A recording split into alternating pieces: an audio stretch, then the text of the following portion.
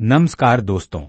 आज के हमारे इस वीडियो में हम आपके लिए जीतिया व्रत की कथा लेकर आए हैं।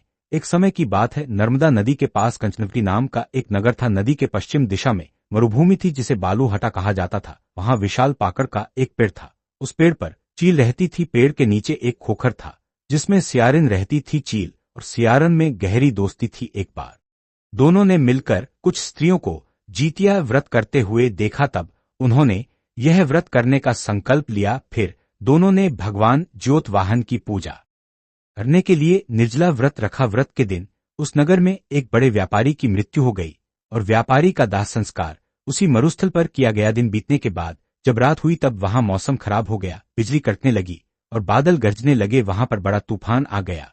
अब सियारिन को भूख लगने लगी। मुर्दा देखकर वो खुद को रोक ना पाई और उसने व्यापारी के शरीर को खा लिया और उसका व्रत टूट गया। पर चील ने संयम रखा और नियम व श्रद्धा से अगले दिन व्रत का पारण किया। फिर अगले जन्म में दोनों सहेलियों ने ब्राह्मण के परिवार में दो पुत्रियों के रूप में जन्म लिया। चील बड़ी बहन बनी और उसका नाम शिलावती रखा गया। शिलावती की शादी बुद्धि सिंह के साथ हुई। सियारन छोटी बहन के रूप में जन्मी और उसका नाम कपूरावती रखा गया।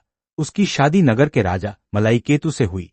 अब कपूरावती कंचनवटी नगर की रानी बन गई। भगवान ज्योतवाहन के आशीर्वाद से शिलावती के 7 पुत्र हुए, पर कपूरावती के सभी बच्चे जन्म लेते ही मर जाते थे। कुछ समय बाद शिलावती के 7 पुत्र बड़े हो गए।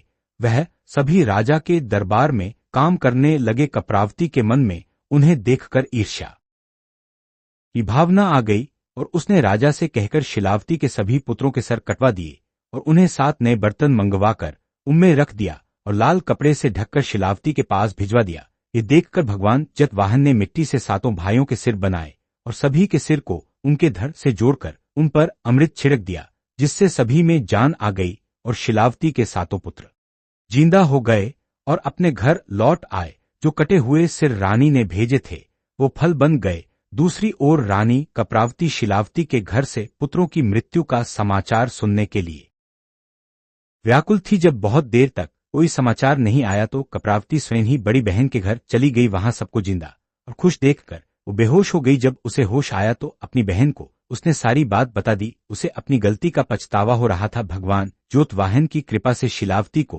पूर्व जन्म की बातें याद आ गई। वो कपूरावती को लेकर उसी पाकड़ के पेड़ के पास गई और उसे सारी बात बताई। यह सुनकर कपूरावती उसी समय मृत्यु को प्राप्त हुई। जब राजा को यह खबर मिली तो उसने उसी जगह पर पाकर के पेड़ के नीचे कपूरावती का दाह संस्कार कर दिया। है भगवान ज्योतवाहन, जैसे आपने शिलावती के 7 पुत्रों की रक्षा करी, वैसे ही इस कहानी को कहते सुनते और हुंकार भरते सब पर कृपा करना। हाँ।